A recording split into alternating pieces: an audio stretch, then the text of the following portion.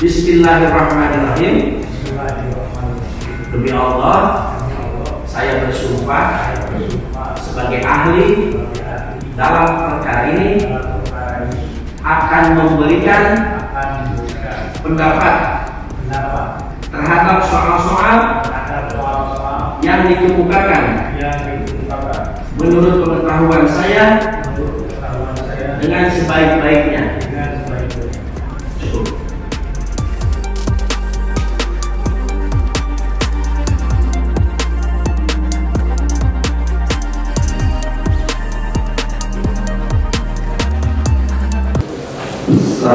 Saya ikutin logika berpikirnya ahli ya. Tadi ahli menyatakan bahwa sebuah produk jurnalistik, sebenarnya definisi jurnalistik itu perlu atau tidak merujuk pada undang-undang pers, apa yang dibangun dalam undang-undang pers itu. Nah tadi saudara ahli menyatakan dia harus terverifikasi di PWI, seperti itu. Siap.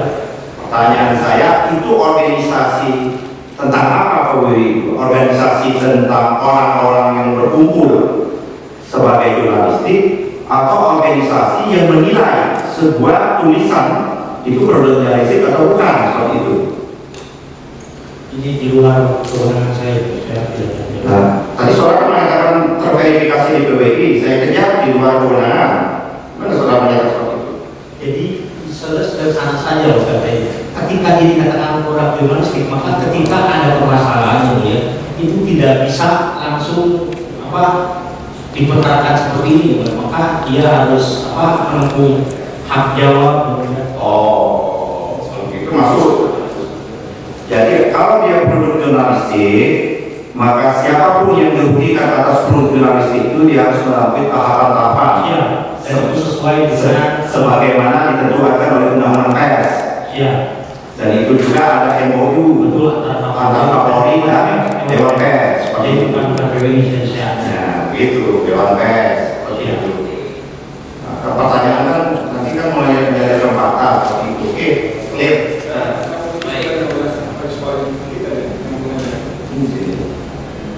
Jadi tadi saudara ahli kan mengatakan Pengedi Channel itu bukan produk jurnalistik karena tidak dibuat perusahaan media, ya, karena tidak dibuat oleh perusahaan pers, gitu kan? Halo? Ya. Oke.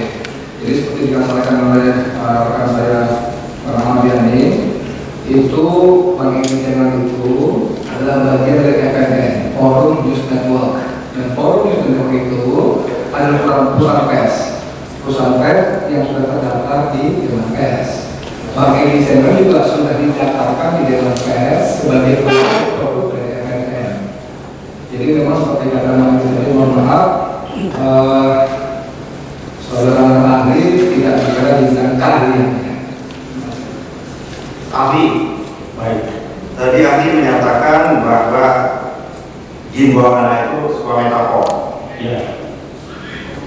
Apakah sama juga kalau saya menyatakan bahwa lidah mustajab silet itu metafor juga? Lidah mustajab silet Tidak. Metafor itu dalam teori yang terpelajari gampang sekali. Adanya penggabungan dua kata yang membentukkan makna baru dan tidak terkait dengan makna kata yang bentuknya. Ketika ada jin buang anak, itu ada dua kata yang ada kata-kata yang digabungkan, ada kata jin, ada kata buah, ada kata anak, digabungkan bentuk kata baru, makna baru ini tidak lagi terkait dengan jin, tidak lagi terkait dengan buah anak. Jadi itu untuk menganalogikan sebuah tempat yang sepi, yang jauh dari keramaian. Oke, dia metafor ya, seperti. Jadi jin buang anak itu menurut ahli dia sebagai metafor. Secara universal orang menyatakan asosiasi, ya, mengasosiasikan bahwa itu adalah tempat terpencil tetapi jauh. Tidak secara universal dalam konteks Indonesia. Ya, universal kita bicara Indonesia, maksud saya. Kita nggak bicara di Arab. Yang kedua tadi ahli menyatakan bahwa tadi ada menyebutkan tempat itu jin buang anak itu adalah kalimatnya netral, kalimatnya pejoratif negatif. Jadi sebetulnya metafor itu kekayaan bahasa ya. Jadi siapapun boleh menggunakannya, silakan saja, sah-sah saja. Tetapi ketika dimaknai oleh orang yang menerima pernyataan itu, yang dirujuk oleh pernyataan itu ada daya lengkap yang menyinggung orang-orang yang dirujuk dalam aturan itu, maka ya itu Kalau dalam bahasa apa artinya? apa? Sebuah metafor tadi, dan metafor di ruangan kan saudara kasih kan menyatakan itu metafor. Ya. Bahwa ternyata bahwa itu tergantung dari orang-orang yang merasakan dari kalimat metafor tersebut. Yang memaknai, Pak. Yang memaknai, maksudnya memaknai apa? Dia menjadi konotasi atau interpretatif? Ya interpretatif. Interpretatif. Ya, Oke. interpretatif. Kalau saya yang seperti itu ya artinya interpretatif kan. Yang berikutnya tadi saya dari sahabat saya dari teman saya yang samping menyatakan bahwa ahli menyatakan Cina itu menunjuk suku seperti itu, etnis. Ya. Apakah ada kata lain lagi menunjukkan Cina itu selain daripada etnis? Tiongkok. Ya. Apa Tiongkok apa? Dia untuk apa? Pulau? Negara kan? Tiongkok itu sebutan untuk orang-orang Cina. Sebetulnya ini saya ceritakan dari sejarah angkatannya ya. Tiongkok itu sebutan untuk orang-orang Cina yang merasa dirinya itu tanah dunia ya. Yangpu itu tanah dunia ya artinya. Jadi mereka itu mengaku sebagai orang-orang yang mendiami pusat dunia. Itu dari kata Yangpu ya, menjadi Tiongkok. Ya, yang saya tanya bukan sejarah linguis ya, bahasa itu. Yang saya tanya tadi, ahli menyatakan bahwa Cina itu bisa juga dimaknai diarti adalah suku, Ya. etnis lah, etnis ya. Tapi pertanyaan saya, apakah ada makna lain dari Cina itu yang menyebutkan Cina itu adalah negara, walaupun sekarang berganti ya nama Republik Cina, Republik Tiongkok. Tapi sebagian juga menyatakan masih China. Kita hubungan kita menyatakan menteri luar negeri kita menyatakan hubungan Republik Indonesia dengan Republik China. Luhut bin Sarpanjaitan menghubungkan bahwa kita akan investasi dari negara-negara China yang menyebutkan China seperti itu. Walaupun memang secara negara China ada yang menyatakan masih RRT, untuk yang pada juga masih RRT seperti itu. Nah, pertanyaan saya, apakah juga kata China ini selain tadi yang disebutkan tadi juga dalam konteks itu bisa bermakna menunjukkan sebuah negara? Saya tadi dengan jelas ketika JPU mengatakan China pada dua kalimat yang berbeda, maka saya mengatakan yang ini rujukannya China negara yang dari timur jauh sana, yang satu lagi China yang merujuk pada orang-orang yang ada di Indonesia. Ahli, kalau saya menunjukkan ini berita ya di NBC ini cukup lama 2019, Ciputra surat kebun tempat jin buang anak jadi pondok indah, pernah kasih itu? Tidak. Hah? Tidak. Tidak. Tidak pernah baca saya. Tidak pernah dengar juga. Tidak. Tidak pernah dengar. Terus sudah Ciputra menjual Ancol dari tempat jin buang anak menjadi tempat nama wisata. Pernah dengar itu seperti itu? Ya. Pernah kan? Iya. Ya kan pernah kan? Pernah mendengar itu juga? Pernah. Nah kalau pernah apa makna dari segi bahasa disebut seperti itu? Iya. Artinya mudah sekali untuk mengubah tempat jin buang anak, mengubah tempat terpencil menjadi pusat tempat yang ramai. Nah, jadi dia juga tadi yang saudara saksi menyebutkan interpretatif itu, figuratif itu, dia tidak bermakna selalu negatif seperti itu kan? Ya, Ya, cukup. Ya cukup, jangan ditambah lagi ya. Cukup saya jawabannya dia aja. Terima kasih. Saya dalam sedikit ya, ahli benar. Itu apa yang ahli kemukakan itu memang diatur di Undang-Undang Pokok versi kita. Ya, terutama di pasal 1 apa mereka definisikan tentang kegiatan jurnalistik tadi, mencari, memperoleh, memiliki, menyimpan, mengolah dan menyampaikan informasi baik dalam bentuk tulisan, suara, terus gambar, suara dan gambar, serta data dan grafik maupun lainnya. Ini kata-kata ada lainnya juga ya, jadi saya tanya bahasa lainnya. Dengan media cetak, elektronik, dan sejenis saluran lainnya. Ini perasaan kan? Karena kalau tentang media kan ahli kan bukan ahlinya kan, gitu. Nah, yang saya ingin tanyakan itu apa makna prasakata tadi, suara, gambar, suara dan gambar, serta peta dan gambar maupun lainnya. Apa makna kata lainnya di situ tuh? Lainnya itu bisa video, videografi. Bisa apa lagi? YouTube kan? Ya, YouTube jelas kanalnya Pak. Ya, kanal. Oke. YouTube itu bukan media, tapi saluran. Saluran lainnya. Ya, channel. Channel. Itu juga apakah nanti kita lanjut juga bahwa ahli juga mengetahui bahwa saluran lain itu dalam konteks landscape media kita kan mengalami perubahan yang cukup mendasar kan hari ini, bahwa maka sekarang ini banyak menjadi orang menjadi jurnalistik pada dirinya sendiri. Jadi media Facebook berkembang dan siang itu berkembang sekali itu.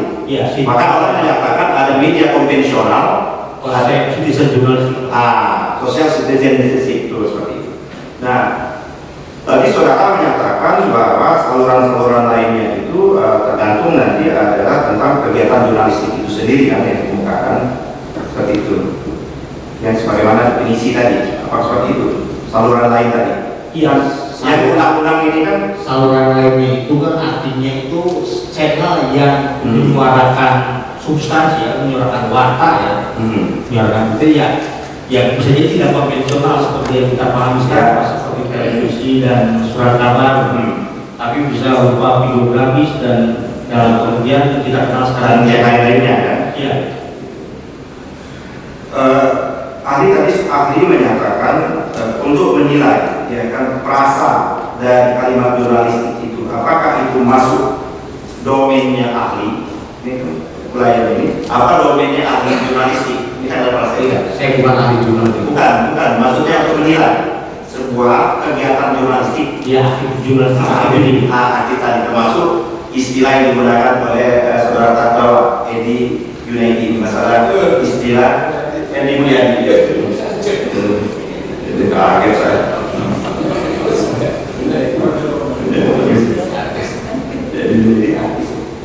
Jadi Mulyadi tadi, apakah ahli juga bisa melakukan penilaian bahwa ini masuk dalam kualifikasi secara individu atau untuk itu ke ahlinya media, ahli jurnalistik. Akhir saya hanya ya, saudara hanya melihat dari sisi bahasanya, kontennya. Apakah konten bahasa ini memenuhi seperti itu kan? Kalau gitu, saudara memberikan keterangan itu berdasarkan input yang diberikan oleh penyidik seperti itu, toh? Dan itu berarti saudara menunjuk disclaimer sepanjang di pengadilan ada fakta-fakta yang lain kan tentu ahli kan berpandangan yang berbeda seperti itu. Tapi saya mau pendapat itu tidak pernah sesuatu apa? Tidak pernah mutlak. Ya. Oke. Sekarang saya lanjut tadi. Ya kan saya lanjut. Baik. Bahwa tadi menyebutkan bahwa penolakan IKN ini kan mengukur derajat keahlian saudara. Apakah setiap produk yang sudah dilakukan, apakah rakyat tidak boleh melakukan hak untuk menolak, protes, bahkan demo seperti itu? Ini keahlian saudara atau bukan? Saya hanya begini Pak, menolak ketika disampaikan dengan cara-cara dengan media bahasa sebagai medianya, maka saya akan menilai apakah karena menolak itu boleh, tapi ada kerangkanya, jadi tidak boleh semua gue tidak begitu. Jadi ada prinsip-prinsip yang harus diperhatikan agar ya tidak bentrok ini dengan kehormatan orang lain, kepentingan orang lain. Makanya itu di kepentingannya aturan itu agar terjadi harmoni. Tidak kalau semua orang bebas berbicara apa saja ya namanya apa nanti tidak akan ada lagi produk jurnalistik ini, namanya ya apa bedanya nanti channel kami yang dikatakan sebagai produk jurnalistik dengan bahasa orang terminal. Jadi ada aturan penting. Saya hanya menilai ketika ya saya simpulkan ya, Pak ketika saya simpulkan tanpa adanya bukti apapun bahwa yang jadi masalah itu kan ketika menolak di dalam undang-undang ternyata ada tindakan tambahan nih, seperti menuduh gitu ya, asumsinya ya, yang diasumsikan menuduh gitu ya, lalu berbohong. Nah itu ya. Oke, saudara saksi, apa itu masuk keahlian saudara untuk menentukan penilaian itu? Iya. Ah? Iya. Oke, kalau itu saya kejar lagi kalau saudara menyatakan keahlian saudara. Apakah hak untuk menyatakan pendapat yang dijamin oleh konstitusi, yang dijamin oleh undang-undang terhadap produk satu yang dilakukan baik polisi maupun regulasi itu dibenarkan atau tidak? Dibenarkan. Kalau dibenarkan, bagaimana saudara saksi bisa mengatakan memberikan kualifikasi antara sopan tidak sopan? Itu kan pemaknaan itu. Karena yang digunakan bahasa Pak, bukan media komunikasi yang lain, dan ketika bahasa itu ternyata ada dampak hukum, makanya saya dipanggil sebagai wasit, dan ahli itu hanya wasit. Kita coba ada perkara seperti ini, ada desolennya, ada faktanya seperti ini, bagaimana coba penjabaran secara ilmiahnya coba. Saya hanya memberikan itu, dan ketika saya menyimpulkan ada tafsiran-tafsiran, tentu saja itu akan sangat bersifat subjektif gitu. Walaupun saya menggunakan visual analisis yang sangat objektif, tapi di tafsiran itu akan bersifat subjektif. Tidak, saudara saksi ahli itu kan bukan menjelaskan semua hal yang ditanyakan oleh penyidik. Seharusnya saudara kan harus fokus dan konsen dengan keahlian saudara. Keahlian saudara itu kan linguistik, bahasa, menarasikan bahasa, bukan menerjemahkan. Itu sudah masuk tafsir, bisa masuk ahli pidana, masuk ahli sosiologi, berbagai macam ahli itu masuk dari pernyataan saudara itu. Oke, saya lanjut lagi saudara saksi. Saya nggak mau lari ke yang keahlian saudara. Apakah tajuk, saudara tahu kan tajuk dalam sebuah media, ya kan? Pernah baca tajuknya Gunawan Muhammad di dalam Tempo yang berupa catatan pinggir? Baca. Apakah karya Gunawan Muhammad dalam tajuk yang membaca catatan pinggir itu bagian dari produk jurnalistik? Iya. Iya, dia produk jurnalistik kan, seperti itu. Saya tanya lagi, kalau saya menulis sebuah artikel, ya kan, sebuah artikel tentang yang namanya pikiran gagasan saya menolak pemindahan ibu kota dengan argumentasi, dengan alasan dan sebagainya seperti itu. Saya masukkan dalam media, baik media konvensional maupun media yang sekarang ini ada. Apakah karya tulis saya itu sudah bisa dikualifikasikan bagian dari bahasa jurnalistik atau tidak? Ya sudah menjadi Dia artikel, dia produk artikel, opini, produk jurnalistik. Iya. Kalau produk jurnalistik opini itu dulu ditulis, opini itu kan ditulis. Iya. Sekarang opini itu dinarasikan dengan bahasa perkembangan media, ya kan, melalui yang namanya YouTube dan sebagainya. Seperti itu. Apakah itu juga produk jurnalistik? Sudah tidak lagi ya, itu bentuk lainnya. Ya. Akan dinarasikan itu dipapaskan menjadi bentuk lain. Tidak bisa. Ada yang membentuk tulisan. Iya. Ya kan, ada membentuk tulisan. Apakah dia bentuk opini atau artikel? Ya. Ada lagi adalah dia pikiran dan gagasannya itu dia tidak tuliskan. Itu kan tulisan. Sekarang dia langsung dalam yang namanya produk jurnalistik saluran lain dari YouTube, dia kemukakan bla bla bla bla bla bla seperti itu. Mana itu? Yes. Saya kira tidak ada masalah ya. Yang harus Saya tanya bermasalah apakah itu juga bagian dari produk jurnalistik seperti itu? ya ketika dikatakan sebagai program jurnalistik ya harus terbukti apa syarat-syarat sebuah program jurnalistik. Itu nanti berikutnya. Ujungannya undang-undang. Ya, itu nanti berikutnya kaidah-kaidah jurnalistik seperti itu pasti ada dan seperti itu. Oke. Dan saya cukup hilang saya katanya. Enggak, tadi saksi menonton semua video itu. Tidak. Oh, tidak menonton semua. Pantas kesimpulan saudara saksi jumping juga, palsu juga. Karena itu ada urutannya dari awal. Jadi kalimat itu bukan kalimat yang terpotong. Nah, pertanyaan saya, bisakah kita memaknai sebuah kalimat hanya parsial, potong-potong, tanpa korelasi dan kesambungan? Ketika kalimatnya dimaknai secara parsial, maka itu pemaknanya hanya bersifat leksikal. Leksikal. Harusnya dilihat konteks kan, Kontekstual. teks dan konteks kan. Iya. Ya, seperti itu. Jadi saudara kan tidak menonton secara keseluruhan. Iya. Ada urutan-urutan itu sehingga bersimpul bahwa apa yang dikemukakan oleh Edi itu cukup. Kemudian dia hanya melihat tidak melihat yang sebelumnya seperti itu, konteks dan teksnya. Ya. Lihat videonya, nonton nggak videonya? Nonton video nggak? Nggak, tapi hanya spot-spot seperti itu ya. Ya sekarang dulu setelah diperiksa. Ya, nah sekarang dulu kan bacaan panjang itu. Ya, banyak menjelaskan ya. Bapak yang menjahit saja. Wah, itulah makanya kalau saudara saksi menyatakan ada ya kesesatan, kesimpulan itu juga kan dia memotong seperti itu saudara saksi. Oke, ya. Masih bertanya. Sedikit coba mempertegas saja. Jadi dari seluruh rangkaian video utuh Saudara Edi Mulyadi yang sedang menjadi permasalahan dalam kasus persidangan ini, Saudara menontonnya durasi berapa lama? Kira-kira 10 menit, 5 menit? 5 menit, oke. Saudara tahu waktu durasi acara itu berapa lama? 2 jam. Saya kasih tahu ya, oke. Jadi artinya dari durasi 2 jam itu saudara hanya menonton kurang lebih 5 menit ya. Oke, terima kasih. Bertanya Pak. Ya, terima kasih majelis yang mulia.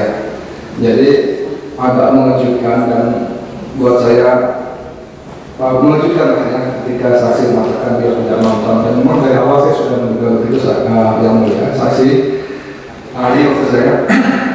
Jadi ketika misalnya GPU bertanya soal Taiwan di balik bisnis Gibran Kaisar, nah itu untuk berita bohong. Harusnya tunjukkan, saudara saksi tunjukkan Taiwan siapa dia keluarganya. Lalu ada perusahaan pemilik modal Gibran Kaisar ternyata tidak terdaftar. Itu kabar bohong. Harusnya terdakwa menunjukkan perusahaan apa segala macam. Dan itu saya kasih tahu ahli. Kalau ahli menonton videonya, saya sebutkan nama perusahaannya, ini berapa setorannya, tidak terdaftar di OJK, saya sebutkan semuanya, termasuk keluarga Taiwan. Itu juga saudara terdakwa harusnya tunjukkan data-datanya, ada semua data-datanya. Terus perusahaan apa, konglomeratnya dalam itu ada semua. Jadi ini saya katakan saudara ahli, Anda tadi mengatakan bahwa Anda seperti seorang wasit yang memberikan, ya. Nah harusnya kan mempunyai informasi lengkap soal tadi ketua Banyumas, ternyata saudara tidak itu kan? Pertanyaannya, kenapa saudara bisa ujuk-ujuk menyimpulkan tanpa bertanya kepada penyidik misalnya, ada nggak kalimat sebelumnya? Ada nggak penuntutan kalimat sebelumnya? Jangan cuma disumpah satu hal yang kecil, lalu saudara ini sudah gasman, ini sudah masukan, ini berita bohong dan sebagainya. Ada nggak pertanyaan seperti itu? Boleh dijawab kalau itu. Kenapa tidak aktif? Ya, tidak ada kesempatan itu, Pak. Ya, tidak ada kesempatan itu. Kenapa tidak kesempatan? Ya, karena pertama lebih dia diberikan video itu didalami, dan saya tidak diberikan informasi yang penuh terkait. Tidak. Ya, cukup saja. Dan tidak ada pelajaran saya sebagai ahli maksud bahwa berinisiatif. Oke, benar lagi? Oke. Jadi tadi saudara mengaku tidak diberi informasi yang penuh. Di persidangan singkat ini, maksud saya kesempatan saya singkat ini, saya berikan beberapa informasi bahwa ini keluarga konglomerat di balik bisnisnya. Seperti yang saya katakan, harusnya terdakwa menyebut ini perusahaan yang tidak terdaftar di OJK, sehingga sebut ilegal. Harusnya, kenapa? Pertanyaan saya, setelah saksi memperoleh informasi yang mereka itu, apakah saudara berkerjasama dengan BAB? Saya tadi dengar dari saya, setelah kami kalau dia sudah bisa membuktikan bahwa apa yang dikatakan itu bisa diamankan, maka sudah selesai, bagaimana tidak ada. Nah, saya tidak bisa mengadili bahwa ini buktinya, itu sudah saya punya. Karena ya, terima kasih yang mulia. Jadi kalau saat ini fakta benar atau tidak benar, kalau saya katakan benar kan, saya ingat pendapat benar ya. Tapi secara keseluruhan, saya surprise juga perjuangan ahli yang mengatakan bahwa dia tidak menerima informasi cukup.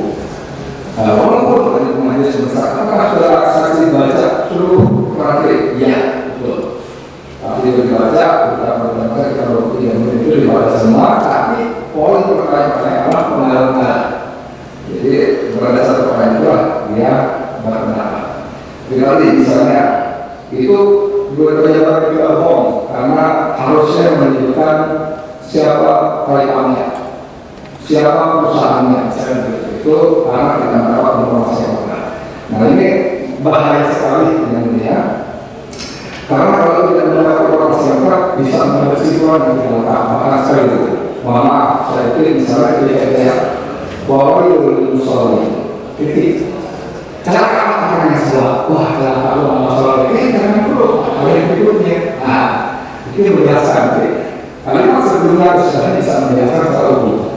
Nah, pada saya kali ini terungkap bahwa kenapa ahli lebih banyak dia lakukan ini oleh informasi yang terangkat.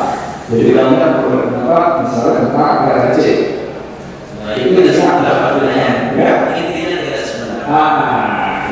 Tapi saya betul-betul dari suara bahwa kelengkapan informasi itu penting.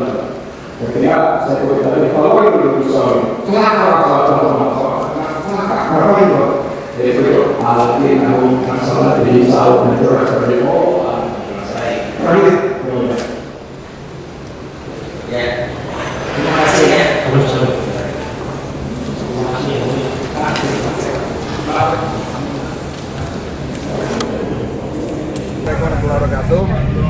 Jadi saksi ini masih saksi yang pagi tadi, Asosiat Profesor Dr. Andika Tabangri Bahari, ya. Nah ini saksi sebetulnya keilmuannya oke lah, secara keilmuan oke, penjelasannya juga oke, tapi yang mengejutkan ya, memang tadi rekan kita Kurnia agak kenceng ya, mengapa menunjukkan klien kami bla bla bla bla bla bla bla gitu ya. Padahal sampai tanya apakah dipaksa, nggak ada maksa saya, itu keilmuan saya. Itu saya akui, saya hargai. Cuman yang mengejutkan ternyata dia membuat pengakuan bahwa dia tidak mendapat cukup informasi yang lengkap, yang utuh. Bahkan kalimat sebelumnya pun dia tidak dapat informasi. Misalnya tadi sampai majelis hakim mengatakan soal ilustrasinya Purwokerto, Banyumas. Lalu majelis hakim memberikan ilustrasi kalimat sebelumnya itu begini. Jadi kalau seandainya saudara ahli mendapat informasi kalimat sebelumnya, tentu keterangannya berbeda. Ya, majelis berbeda. Ini menarik jadinya. Jadi emang ada penggiringan bahwa dia hanya disodori potongan-potongan pertanyaan, potongan-potongan kalimat. Yang kemudian dari potongan-potongan kalimat itu sesuai dengan keahliannya, ilmunya, dia memberikan pendapat-pendapatnya. Tidak salah, cuman inputnya yang keliru ya, memang nggak lengkap. Sampai tadi di akhir persidangan ketika diminta tanggapan, saya mengatakan amat berbahaya kalau dia tidak mendapat informasi yang lengkap. Misalnya tadi saya tanya, apakah saudara ahli sempat bertanya kepada penyidik, ada nggak kalimat sebelumnya seperti apa? Atau ada nggak kalimat setelahnya seperti apa? Dia katakan saya tidak punya kesempatan. Sekali lagi memang tidak lengkap. Jadi sampai saya kasih ilustrasi yang menurut saya tidak bisa dibantah. Misalnya ayat Quran, fawailul lil musallin, celakalah orang yang sholat. Kalau berhenti sampai ayat itu aja, bubar kita nggak mau sholat. Kenapa? Gila celaka, gue sholat celaka. Tapi karena ada ayat lanjutannya menjelaskan yang celaka sholat kalau alladzina hum an sholatihim sahun dan seterusnya dan sebagainya. Jadi akhirnya dia mau terima itu. Itu hotline dari saya lah, underline dari saya bahwa bahaya sekali saksi yang sebetulnya punya ilmu mumpuni, tapi karena mendapat informasi yang tidak lengkap, maka kesimpulannya pun menjadi tidak akurat. Jadi gini, ada yang menarik tadi. Pertama dia ketika ditanya oleh GPU, dia bilang ini bukan delik pers, bukan produk jurnalis. Harus saya kejar, saya tanya dulu. Apa dasar apa sudah dinyatakan bukan produk jurnalis? Ternyata dia hanya mendapat informasi dia. Jadi saya kejar bahwa diklarifikasi lagi. Sepanjang pembicaraan itu ada data dan bukti, maka itu dokumen itu bisa produk jurnalis dia tidak paham apa itu produk jurnalis, dia tidak paham, dia bukan orang pers dan bukan ahli pers. Tapi kalau ketika saya jelaskan bahwa ini ada badan hukum, ada apa, baru dia ngakui bahwa ini produk jurnalis. Nah yang kedua, pernyataan itu bohong. Tapi kalau pernyataan itu supaya tidak ada bukti-bukti. Tapi kalau ada bukti, pernyataan itu boleh dikatakan benar. Artinya apa? Ketika saya tanya bahwa apa dikatakan terdakwa itu adalah hasil riset dari lembaga LSM dari media ini, dari LSM ini, Walhi. Dia nggak tahu rupanya. Kalau seandainya ada informasi ini benar, ya itu benar berita itu diakui bahwa itu sepanjang ada bukti pembicaraan itu mah diakui benaran. Dia bukan berita bohong. Ini hal-hal yang menarik buat saya. Nah, yang kedua, artinya apa? Sepanjang persoalan hukumnya adalah masalah tempat jin buang anak. Nah, dia ngakui ini adalah metafor, artinya memang benar, artinya jin buang anak itu bukan makna yang sebenarnya, artinya bahasa kiasan, artinya seperti itu. Artinya memang nggak bisa dipatahkan bahwa tempat jin buang itu tempat yang menghina benar, enggak. Artinya memang metafor, itu diakui oleh ahli ini. Nah, yang menguntungkan lagi bahwa ahli ini dia memang dikasih pertanyaan-pertanyaan sepotong-sepotong oleh penyidik gitu. Artinya dia tidak mendapat pertanyaan-pertanyaan yang utuh sebagaimana di dalam YouTube itu selama 2 jam itu, durasi 2 jam itu enggak, dia mau. Jadi ini pertanyaan 5 menit iya, cuma 5 menit dia melihat. Jadi dia memang tidak mendapat informasi yang utuh. Artinya apa? Dia menjelaskan apa adanya gitu. Berdasarkan pertanyaannya. Jadi gini, saya tambah lagi sedikit ya soal informasi potong tadi. Ketika dia mengatakan Bang Edi Channel itu bukan produk jurnalistik. Ketika ditanya kenapa? Karena tidak dikeluarkan oleh perusahaan pers. Perusahaan pers. Ya kan? Betul loh. Kalau dari undang-undangnya begitu. Tapi dia nggak tahu. Baru kita kasih tahu bahwa Bang Edi Channel itu bagian dari FNN, Forum News Network. FNN itu perusahaan pers. Sudah terdaftar di Dewan Pers, dan Bang Edi Channel yang menjadi bagian dari FNN itu sudah didaftarkan juga, diberitahukan juga kepada Dewan Pers. Nah itu, kalau itu kejadian Itu produk jurnalis dia bilang. Yang perlu kita garis bawahi adalah bahwa apabila itu merupakan, tadi kan dia bilang kalau itu produk pers ya, artinya penanganannya bukan seperti ini gitu. Itu yang paling penting dan itu diakui. Kenapa tadi dikatakan bahwa dia bilang dikejar oleh Pak Herman kan, apakah ini produk jurnalis? Begitu dijelaskan baru dia bilang iya produk jurnalis, tapi dia bilang awalnya tidak karena menurut dia kalau produk jurnalis tidak diperlakukan seperti ini. Itu intinya, poinnya tuh itu. Jadi dan kita bisa membuktikan bahwa ini produk jurnalis dengan bukti-bukti lain apa? Bahwa saudara terdakwa adalah punya kartu anggota sebagai wartawan, kan itu bukti-bukti pendukung, sehingga ada kesinkronan bahwa memang tidak bisa diperlakukan diadili seperti ini. Karena kenapa tadi digarisbawahi lagi pernyataan dari ahli bahwa yang harus dikejar adalah orang yang mendistribusikan. Dia bilang gitu. Jadi orang yang menyampaikan itu, apalagi disampaikan dengan fakta, itu tidak bisa diperlakukan atau diadili. Itu intinya.